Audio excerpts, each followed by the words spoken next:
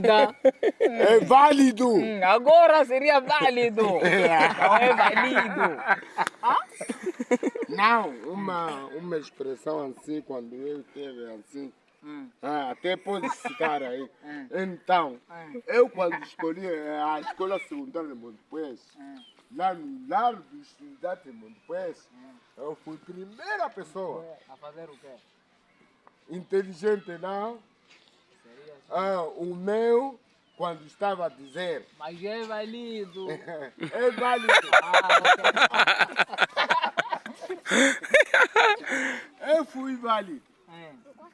Mas epa, do princípio você disse que você foi válido. Não, uma expressão assim, uma vez que nós sabemos que Faltava o acento.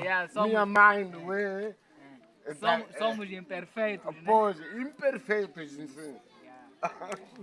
Válido é Eu cá estou. José Miguel. Então,